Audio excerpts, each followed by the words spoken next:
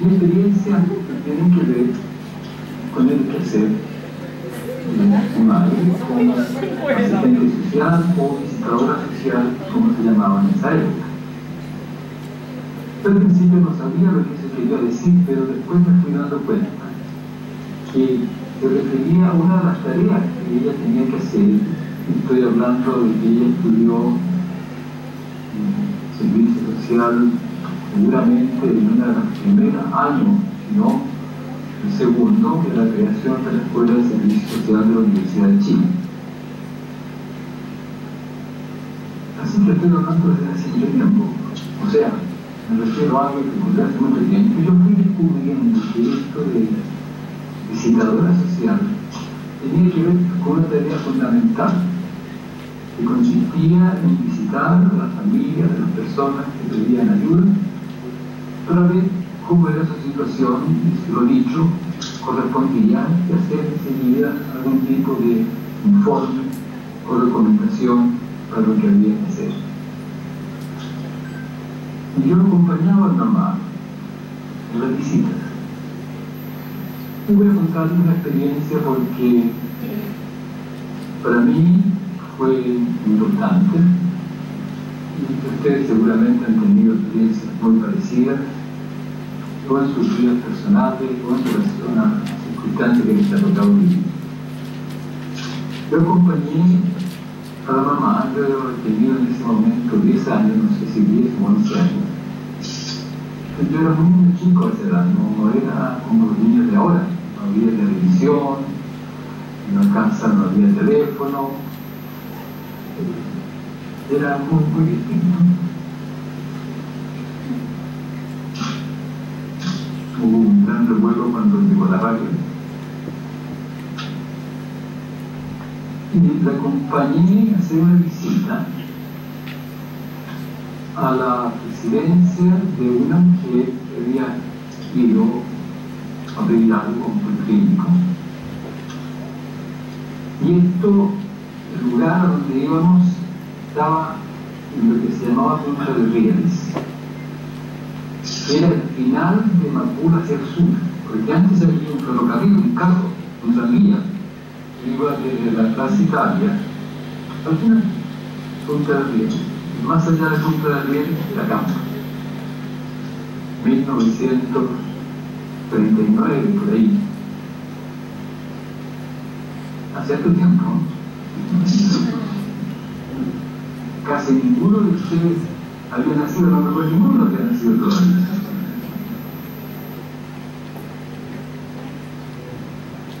Y llegamos allá a visitar a esta persona. El lugar era un lugar donde se hacía ladrillos. Un lugar bastante popular, con una fábrica popular de ladrillos. Y la persona que visitamos estaba, la casita de ella era una mediagua cuyo suelo era tierra y uno tenía que bajar. Yo me acuerdo que bajamos, sería una cosa como esto, pero había que bajar. Y ahí en el suelo, cubierta con harapos y sobre harapos, estaba una mujer cuya dirección se estaba comprobando y el estado de su familia. Y al lado de ella había un niño. Un niño que era, me imagino yo, un poco menor que yo. Cuando yo vi a ese niño, me pregunté, o me dije, yo podría ser ese niño. ¿Cómo es que no soy? ¿Qué tengo yo de especial? Que tengo una mamá que trabaja, que como todos los días, voy a un colegio, la vida es muy modesta, pero yo tengo todas esas cosas y veo a este niño y me parece que no tiene nada de eso. ¿Qué es lo que yo tengo de especial? ¿Tengo algún mérito? Y en mi reflexión yo concluí que yo no tenía ningún mérito. De todas estas cosas maravillosas que yo tenía, y este niño no tenía, entre otras cosas, yo tenía un arma con colchón, no las tenía por mérito, sino que por accidente. Buena suerte en la historia. Y yo era un niño religioso, pero inmediatamente se me abrió una duda: ¿cómo es que, existiendo un Dios amoroso, todopoderoso, esto sucede? Me quedé con la pregunta. Me quedé con la pregunta de cómo es que la vida sigue con un curso u otro. ¿Qué es lo que me sucede? ¿Cómo es que algunos son más afortunados que otros? Y esto de darse cuenta de que uno es afortunado, y el ser afortunado implica también, si uno se da cuenta, de ser agradecido de estas circunstancias históricas que le ha tocado a uno vivir. Bueno, y desde allí yo me interesé, la mamá me apoyó en las cosas que yo hacía, ecología concha, esqueletos de animales, en fin. Y entré en este devenir estuve enfermo de pulmón, hospitalizado, 4 años, pero entré en este devenir de entender esta cosa de que la vida es un regalo que no tiene que ver con el bienestar, no tiene que ver con merecimiento. Pero ¿cómo pasa eso? ¿Cómo pasa que uno se da cuenta de eso? Por ahí tiene que haber ido mi reflexión. De modo que estudié en el colegio, aprendí tuberculosis, volví. En esa época la tuberculosis era una enfermedad de la cual uno se moría. Estuve hospitalizado, tuve la buena fortuna de que apareciese la estreptomicina, me tratasen con estreptomicina, en el sanatorio, me mejoré. En el pasar de los años, aquí estoy. Pero esta pregunta sobre la suerte o el merecimiento, no quiero decir que estuvo presente así día y noche, ¿no? Como ayuda a la suerte, el merecimiento, como si fuera cierto. No, ciertamente que no, pero de alguna manera está en el trasfondo de la reflexión. Y en este proceso de estudiar, de tratar de entender a los seres vivos, me di cuenta en algún momento, por los trabajos que hacía, que había una dimensión de responsabilidad muy grande en lo que uno hacía. Que de alguna manera uno generaba los mundos que uno vivía con lo que uno hacía solo y con otros.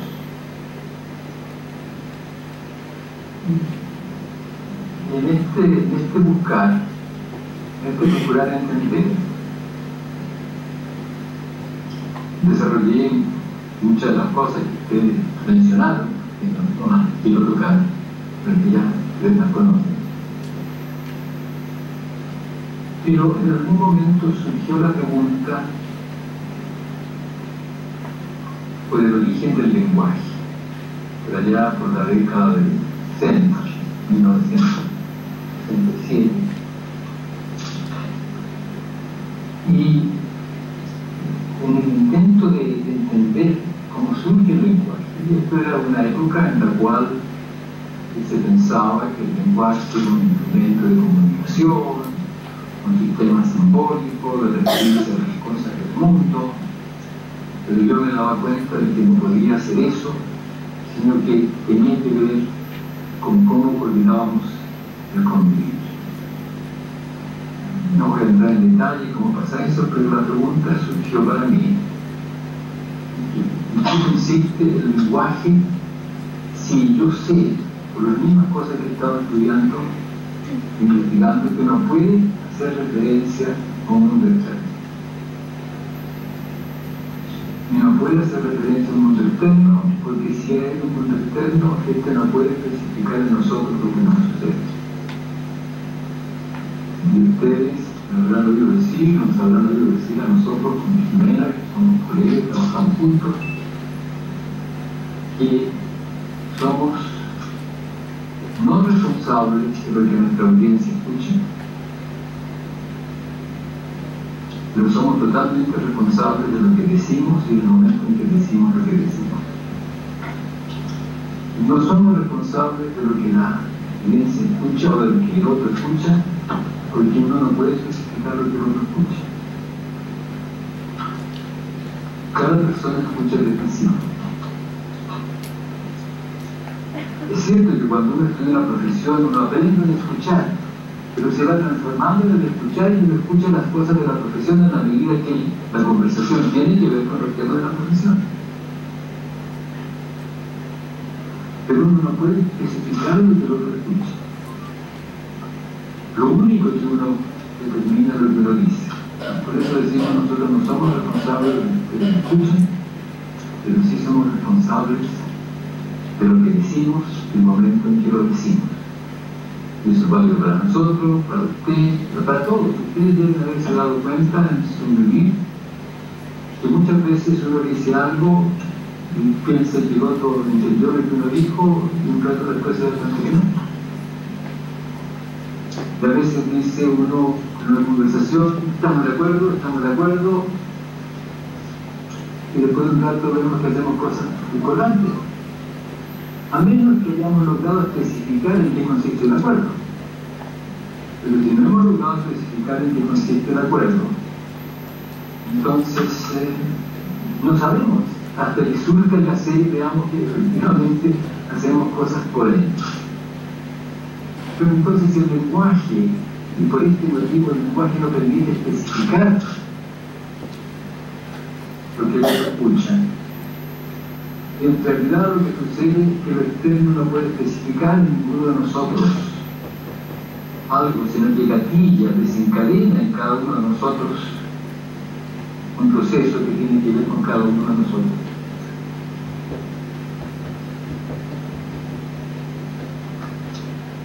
O sea, cuando yo digo cualquier cosa, lo que el otro escucha depende de él o de ella, porque lo que yo he hecho ha sido desencadenar a través de los estímulos sonoros, de los gestos, de los movimientos, algo en su sentido.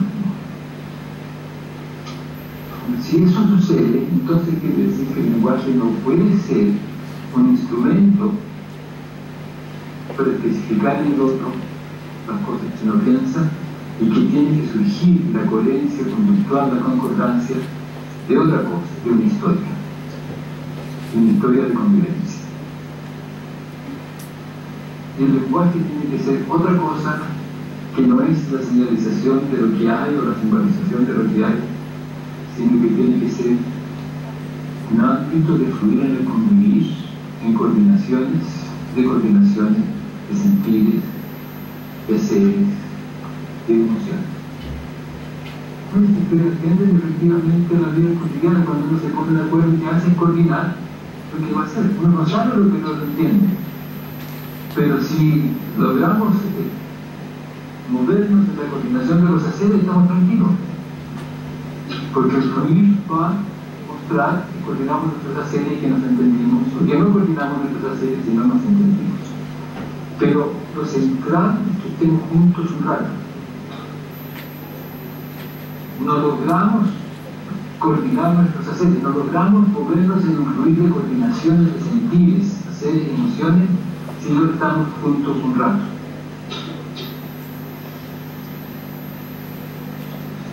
O sea, la coordinación de sentires y haceres requiere la permanencia en el estar juntos, en la interacción, en el conversar, porque si no se está junto en el conversar, no nos entendemos, decimos palabras, yo te di toda la información.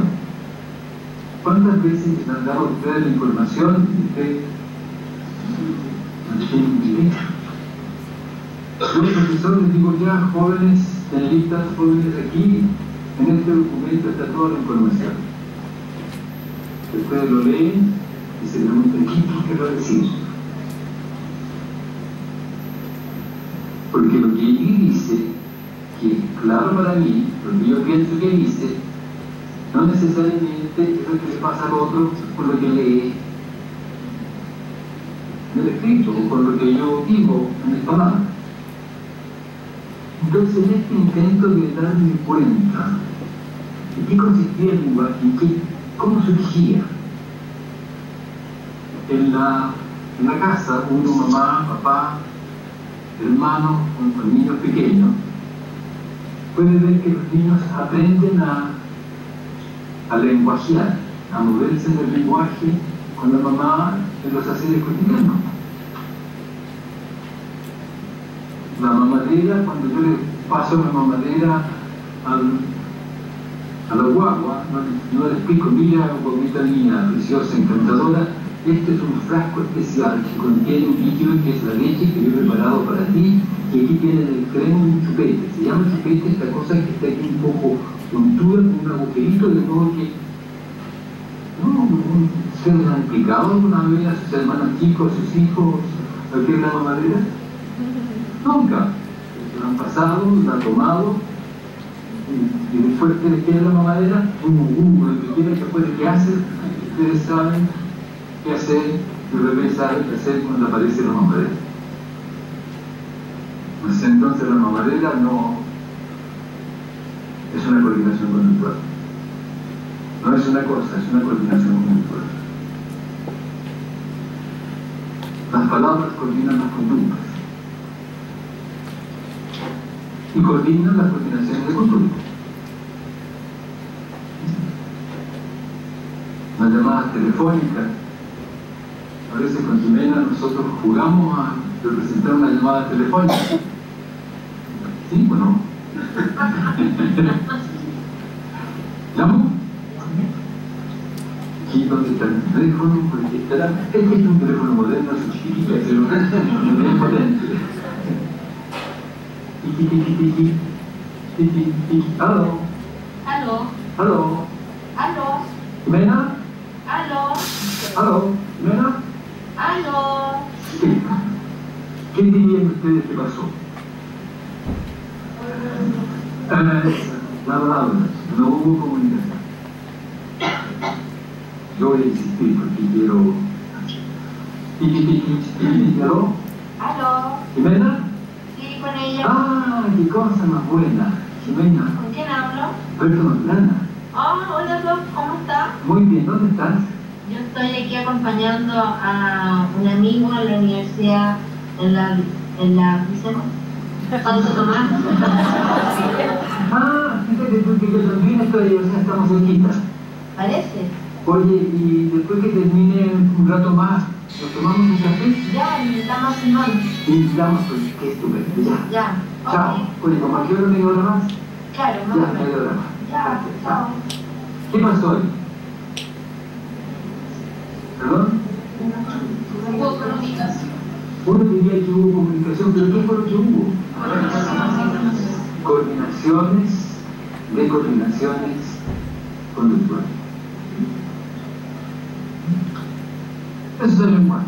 Y si usted mira el diccionario, ve lo que significan las palabras, van a ver que las palabras tienen varios significados y que cada significado corresponde a un cierto flujo de coordinaciones conductuales. Coordinaciones de ser, coordinaciones conductuales de ser. Muy bien. Hasta el momento en que uno se da cuenta de eso, puede preguntarse cómo se origina el lenguaje en la historia de la humanidad.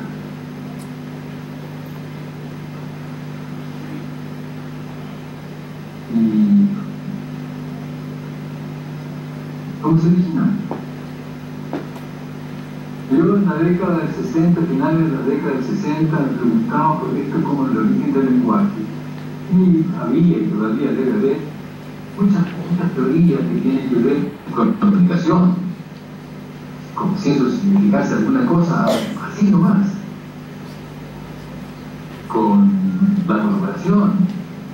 Nuestros ancestros, cazadores, pues, tenían que coordinarse para cazar, así que tenían que hacerse señas, símbolos, decirse cosas.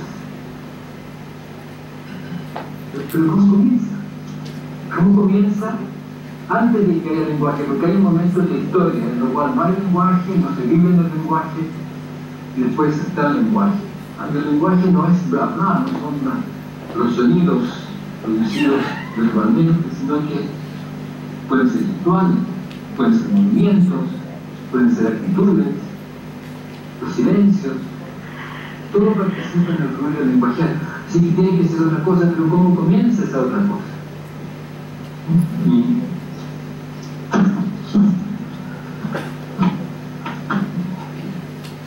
esa otra cosa tiene que haber comenzado en algún momento en la historia de la humanidad, más bien que en la historia de la humanidad, en la historia prehumana, que termina la prehumana cuando comienza la historia humana, tiene que haber comenzado algo que hace posible el surgimiento de un convivir en el lenguaje, en circunstancias de que antes no lo había, en circunstancias de que el lenguaje es lo central del vivir humano actual.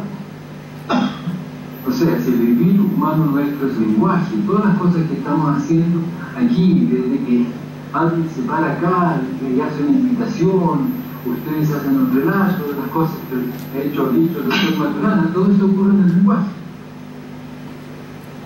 Pero como una cosa abstracta, no, como la concretud de los haceres, la concretud de las coordinaciones de hacer. ¿Cómo empieza eso? ¿Y cuándo empieza? Cuando nosotros empezamos, esto tiene que haber empezado por lo menos unos 3 millones de años atrás.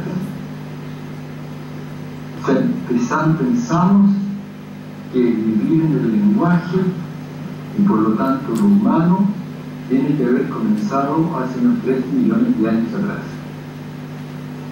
3 millones de años bastante antes. Son tantas generaciones. Pero ¿qué tendría que haber comenzado hace unos 3 millones de años atrás? ¿Cuál sería el espacio en el cual eso habría podido comenzar? Un espacio parecido a aquel en el cual los niños aprenden a vivir en el lenguaje. ¿Por qué tiene de peculiar ese espacio que es la familia?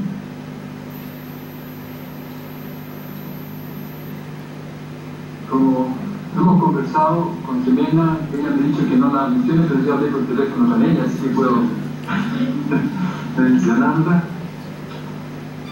Ella diría que la familia es un espacio de convivencia en el placer de estar juntos. Y si no hay placer de estar juntos, no hay familia.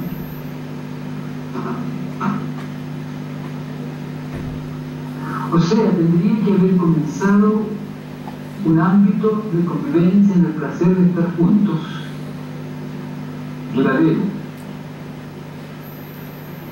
en el cual se hacen cosas del convivir, del momento histórico del convivir en el cual esto está ocurriendo a lo largo de 3 millones de años atrás.